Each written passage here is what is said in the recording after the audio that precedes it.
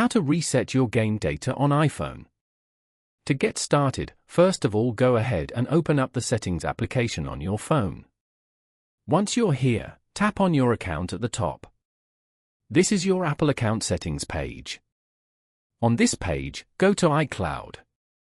Here, you can view your iCloud storage and all the apps that are currently synced to iCloud. Go to the Almost Full section as shown. You can view and manage your storage from here. Scroll down and go to the app you're looking for. For example, Countdown. Over here, tap on Delete Data from iCloud.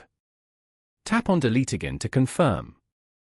This will delete all app data stored in iCloud. Here, tap on Permanently Delete.